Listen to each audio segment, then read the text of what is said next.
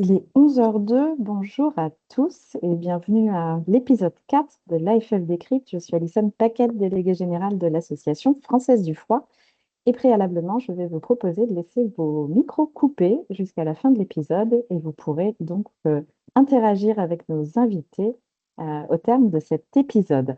Alors avant de commencer, peut-être quelques mots sur l'Association française du froid, association reconnue d'utilité publique depuis 1920 par Conseil d'État et dont le rôle est d'accompagner le monde du froid, les professionnels, toutes ces filières pour faire connaître ces applications, partager de la connaissance technique et scientifique en la matière.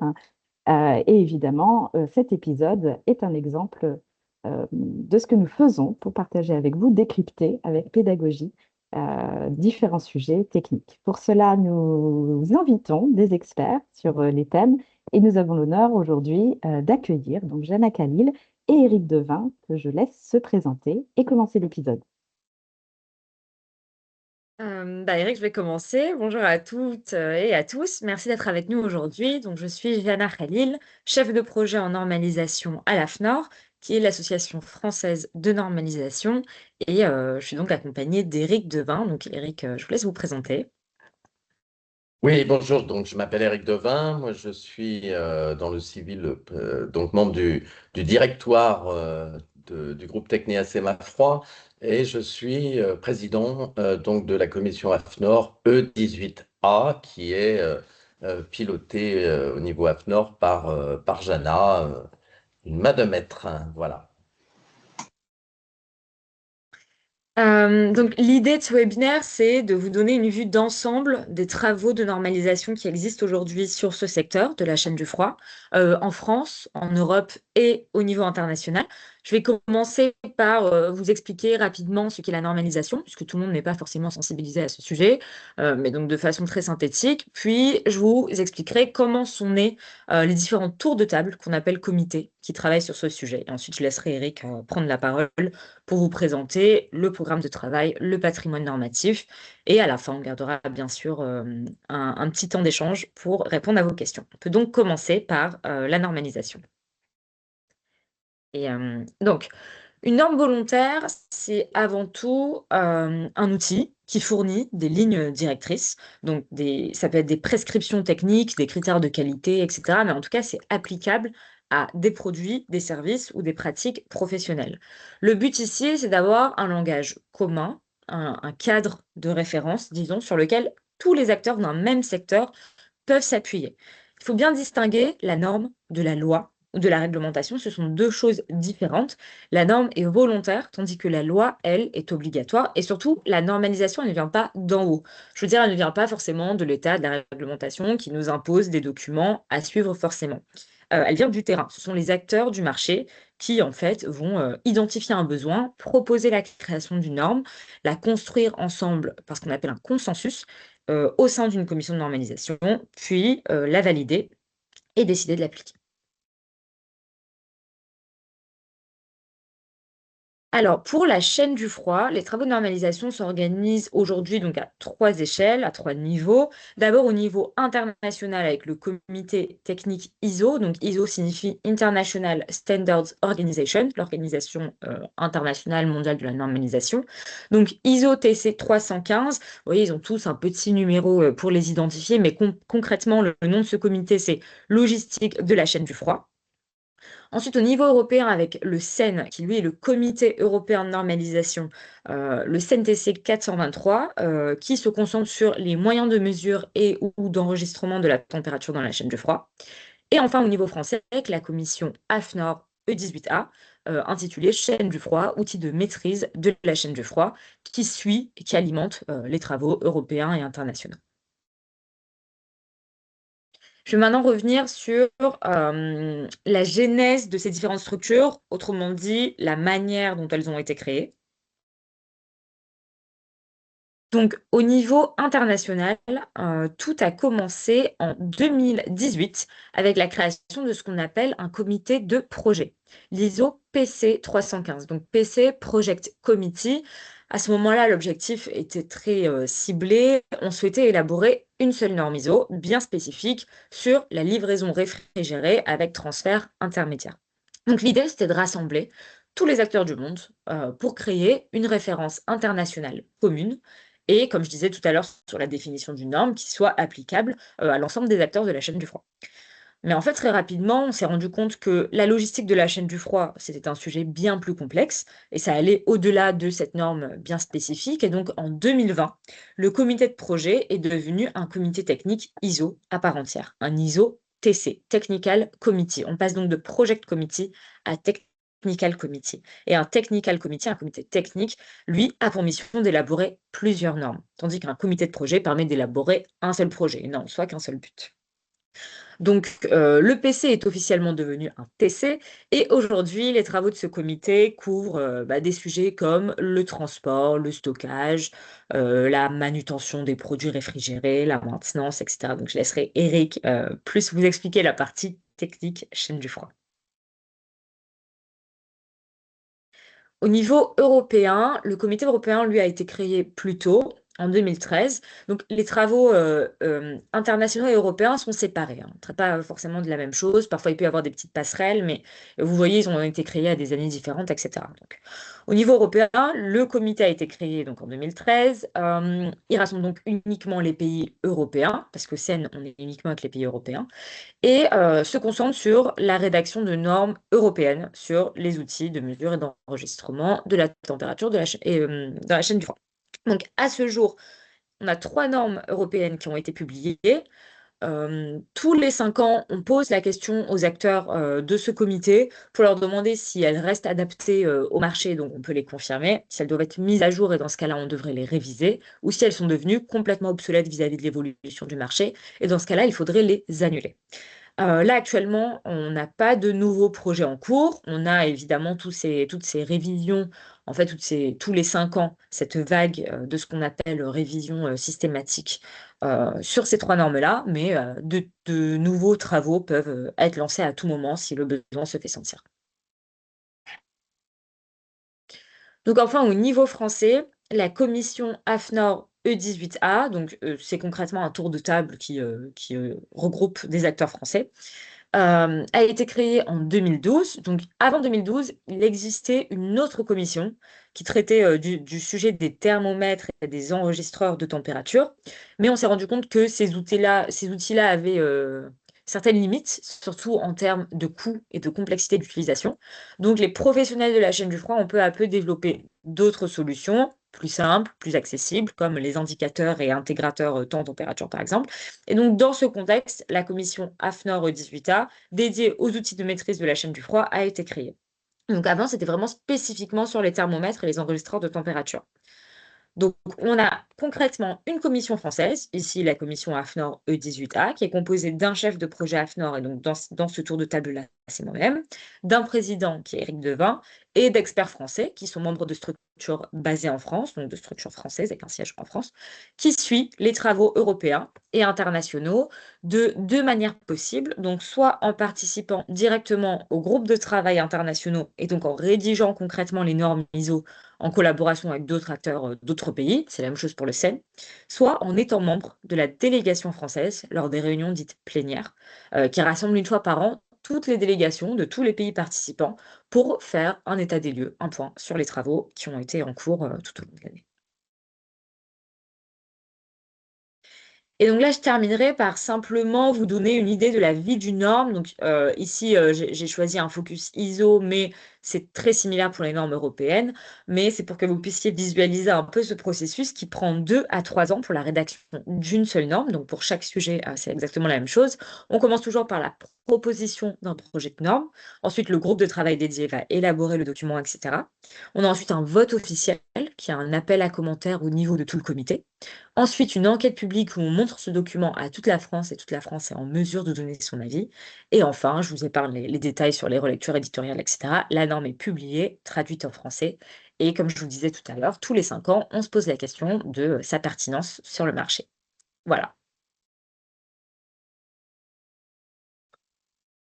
Merci, merci Jana. Donc, alors sur ce dernier processus, il est important de dire que il y a des étapes sur lesquelles on peut interagir par des commentaires, carrément en rédigeant les normes. Et puis il y a des étapes et qui sont ensuite bloquantes. Une fois que la norme est publiée, il faut attendre évidemment sa révision pour pouvoir interagir dessus. Alors juste pour le TC 413, bon, il a travaillé ces dernières années, puisque la dernière révision date d'il y a un an, un petit peu plus d'un an, avec la norme 13486, hein, la vérification des enregistreurs, qui est une norme très utilisée sur le terrain. Et donc là, on voit bien qui, par ailleurs, a probablement posé un certain nombre de difficultés d'implémentation technique. Et on voit bien que dans ce cadre-là, la coopération lors des révisions et lors de la construction des normes est extrêmement importante. Alors, on va passer au patrimoine normatif, au programme de travail. Et globalement, dans le cadre de l'ISO TSC 315, ben, on a l'impression qu'effectivement, il y a une activité extrêmement fructueuse qui se développe. Alors, le TC 315 est subdivisé en groupes de travail techniques, donc des WG avec leur propre numéro, et aborde des thématiques qui sont très très larges. Je voudrais souligner aussi que le périmètre même, hein, des comités de normalisation sont légèrement différents. Autant la commission AFNOR E18A et puis la commission SEN s'occupent des équipements de mesure de la température dans le cadre de la chaîne du froid, autant le TC 315 couvre véritablement tous les aspects de la logistique de la chaîne du froid. Et il n'est donc pas étonnant qu'il puisse y avoir effectivement de nombreux projets de normes. Alors, les groupes de travail sont dédiés à certaines thématiques. Alors, historiquement, le premier qui a pu produire des normes, c'est le groupe de travail qui s'occupe de la livraison sans contact. Alors, il faut se souvenir que nous avons passé une période Covid et que dans ce domaine-là, la question de pouvoir faire des livraisons avec le moins de contacts et d'intervention humaine était un point important. Et c'est d'ailleurs le projet initial qui était porté par la Chine de développer une norme dans ce domaine, on y reviendra. Le deuxième élément, le deuxième groupe de travail s'occupe des services entre entreprises. Alors, d'une manière générale, les entreprises de stockage et de transport. Et là, on a des normes qui sont beaucoup plus orientées vers la structuration des échanges, presque des exigences contractuelles qu'il peut y avoir pour fournir des services de transport sous température dirigée entre eh bien, un chargeur et puis un transporteur. Donc, c'est des normes relativement structurantes. Jana a expliqué que les normes étaient évidemment volontaires et n'avaient pas force de loi, mais lorsqu'une norme est un standard international, très souvent, les évolutions réglementaires tendent à reconnaître partiellement ou globalement la conformité à ces normes. Donc, c'est un point structurant du marché qu'il convient d'avoir en tête. Alors, un groupe de travail travaille sur la terminologie. Non, on reste sur la slide d'avant. Sur la terminologie, donc c'est grosso modo un vocabulaire de la chaîne du froid, même si il existe déjà au niveau de l'IF donc un dictionnaire international du froid. Donc ce groupe s'inspire évidemment de toutes les définitions préexistantes. Un groupe s'occupe de la validation. Donc ce qu'on met dans le terme validation, c'est la capacité d'évaluer la conformité d'un équipement en vue de l'opération qu'il a à faire, hein. Donc, globalement, c'est la conformité des engins de transport, la conformité des enceintes réfrigérées, la question de la traçabilité, dans laquelle évidemment on va retrouver les questions de traçabilité des mesures de température au travers des thermomètres, des enregistreurs et de tous les moyens associés, y compris les structures d'information, puisqu'aujourd'hui ce sont des objets connectés. Et donc les IoT font partie de la démarche, on y reviendra. Et puis un groupe de travail qui est un peu le groupe stratégique est devenu au fil des années un incubateur de nouveaux projets. Alors, on va rentrer un petit peu plus dans le dur avec la slide suivante. Donc, le groupe a travaillé de façon importante, hein, parce que l'élaboration d'une norme peut prendre quand même plusieurs mois, plusieurs années parfois, avec des normes déjà publiées. Donc, la norme évidemment historique dont a parlé Jana, la 23412, qui concerne un aspect un peu particulier de la logistique sous température dirigée, puisque c'est les services de livraison frigorifique indirecte sous température dirigée, transport terrestre de colis comprenant un transbordement, donc grosso modo tous les aspects messagerie dans lesquels il y aura des emballages ou des solutions d'emballage sous température dirigée pour le transport de denrées notamment. On verra que cette norme va évoluer probablement dans le futur. A été publié l'ISO 31511 qui concerne les exigences relatives aux services de livraison sans contact dans la logistique de la chaîne du froid. Donc, c'est véritablement la problématique dont je parlais tout à l'heure, hein, à des fins d'hygiène, au sens très large, hein, pas seulement l'hygiène alimentaire, mais aussi la possibilité de maintenir avec une capacité de résilience suffisante une logistique des produits sensibles à la température, sans contact avec le moins de contact possible avec l'activité humaine. Donc une norme concernant le vocabulaire, hein, qui est grosso modo un dictionnaire des termes employés et qui devrait évidemment être utilisé dans les autres normes. La norme 31512 qui est le service logistique de la chaîne du froid dans le secteur du commerce interentreprise, hein, donc c'est la norme les travaux dont je parlais tout à l'heure, c'est-à-dire un cadre directeur et des exigences pour le stockage et le transport, des éléments de reconnaissance de l'aptitude à répondre à un service de transport pour un chargeur, par exemple. Donc cette norme reste relativement générale techniquement et au niveau des procédures, mais apporte quelques éclairages intéressants. Et puis l'ISO TS 31514, alors qui n'est pas une norme, mais un Technical Specification, donc des exigences et recommandations relatives à la traçabilité alimentaire dans la logistique de la chaîne du froid. Alors, quand on parle de traçabilité alimentaire, ce n'est pas que la température, c'est aussi la capacité de suivre la traçabilité technique, hein, des produits, puisque les produits dans la logistique sous température dirigée se déplacent depuis l'origine jusqu'au consommateur final. Alors, on ne s'arrête pas au consommateur final ici, mais en tout cas, il y a des éléments très structurants dans ce domaine. Voilà, donc déjà, un portefeuille de normes tout à fait riche, hein, qui nécessite en tout cas d'être suivi dans le cadre de toutes les personnes qui sont concernées par la logistique de la chaîne du froid. Alors, les différents groupes de travail ne se sont pas arrêtés. Alors, la slide suivante va présenter les projets qui sont en cours avant.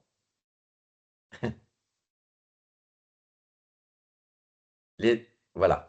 Donc, parmi les projets en cours, eh bien, un projet de norme 31513 avec des méthodes de validation de la température des entrepôts du transport terrestre à température contrôlée.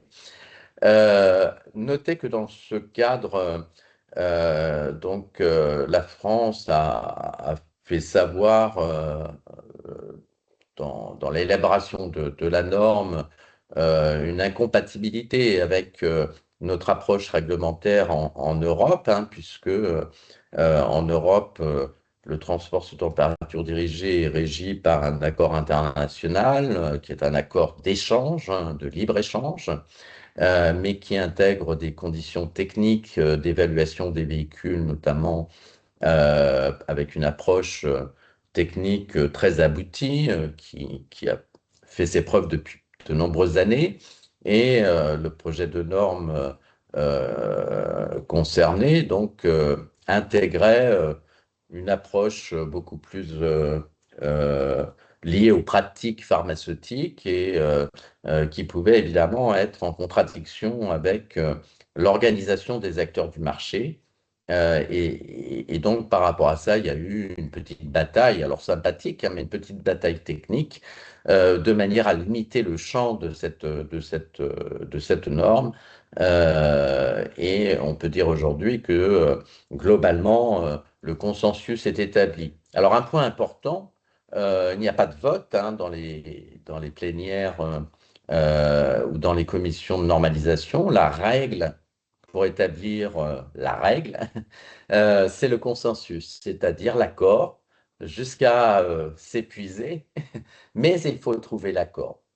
Donc, globalement, je pense qu'on est à un stade ici où ce projet de norme va être publié très, très prochainement, compte tenu de l'absence de désaccord des différents représentants.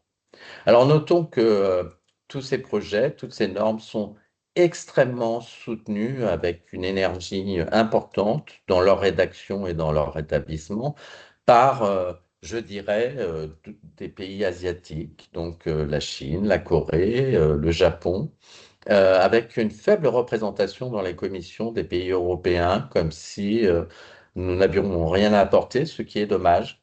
Et donc la délégation des pays européens est très faible. Alors la France participe. Alors j'y participe évidemment en tant que représentant et faisant partie de la délégation en général. Nous avons des acteurs qui interviennent aussi à nos côtés, mais nous ne sommes pas très nombreux à nous engager dans cette réflexion commune qui est pourtant relativement structurante. Alors, un projet de technical report, c'est-à-dire pas une norme, mais un guide technique, on pourrait dire, sur la logistique de la chaîne du froid avec l'utilisation des installations et des équipements dans les opérations de livraison sans contact. Ce, ce projet, qui initialement devait être une norme, avait un périmètre relativement flou, mal défini, avec peut-être même une remise en cause de la définition même d'une livraison sans contact et des objectifs même de cela, ce qui a amené le groupe à transformer ce projet de norme en technical report, de manière à pouvoir engranger un certain nombre alors, ce projet est proposé par la Chine et de manière à engranger un certain nombre d'informations qui permettent d'y voir un peu plus clair. L'ISO 31513, donc, dans ce cadre-là, c'est une norme qui souhaite s'intéresser aux méthodes de mesure de la qualité du service de la chaîne du froid pour la livraison de repas à la demande. C'est un secteur pour lequel il y a globalement dans la commission très peu de représentants. Aujourd'hui, on n'a pas réussi à intégrer ni des marketplaces connus qui font de la livraison de repas, ni d'autres acteurs dans ce domaine. Euh, mais c'est véritablement un projet qui est, à mon avis, nécessaire. Encore faut-il qu'il reflète les parties les plus importantes dans ce secteur, ce qui n'est pas encore démontré. Alors, un projet de révision de la 23412. Alors, 23412, c'est la norme d'origine hein, de tous ces travaux avec le service de livraison frigorifique indirect sous température dirigée. Alors, cette norme, elle a vécu une histoire qui montre que de la norme volontaire, bien, on est passé pendant certaines années à une certification de la conformité des systèmes qualité des entreprises engagées dans ce type d'activité avec une certification à la clé. Et donc, on voit bien que même s'il ne s'agit pas d'une réglementation, on a quand même un signe de reconnaissance de conformité vis-à-vis de cette norme. Eh bien, cette norme va être révisée à la demande de la France et notamment d'un acteur euh, donc, qui est concerné en France, un très gros acteur que tout le monde connaît. Dans ce cadre-là, il souhaite renforcer avec une approche beaucoup plus orientée vers les systèmes de management dans ce domaine. Donc, c'est un exemple où la France souhaite euh, donc accroître le niveau technique. Et dans un cadre de certification, on voit bien que cela correspond aussi à une meilleure position sur le marché pour ceux qui vont à la fois s'engager et se conformer à cette norme. Voilà, donc un travail à suivre. Alors pour le coup, les acteurs concernés en France sont forcément des très gros acteurs et il n'y en a pas forcément beaucoup, mais ils sont pleinement engagés dans cette démarche. Alors l'ISO 25533, c'est le cadre de mise en œuvre de la chaîne du froid. Alors on y reviendra un petit peu après sur ce point. Euh, et puis l'ISO 25532 correspond donc aux exigences et recommandations pour les caisses frigorifiques et leur exploitation. Il s'agit d'une norme dont l'impact stratégique est important puisque elle complète la norme B2B dont j'ai parlé précédemment et qui va rentrer dans les détails de la reconnaissance de la conformité des équipements. La France a souligné l'importance de ne pas être en contradiction avec les normes et les réglementations existantes, notamment l'accord ATP, hein, qui est l'accord sur le transport sous température dirigée. Et dans ce cadre-là, je pense qu'il y a de quoi engager, en tout cas, tous les acteurs qui sont concernés en France par l'ATP pour travailler en profondeur sur une norme consensuelle qui ne heurte pas ni l'organisation technique et commerciale des entreprises concernées, ni même l'approche réglementaire adoptée dans les différents pays d'Europe.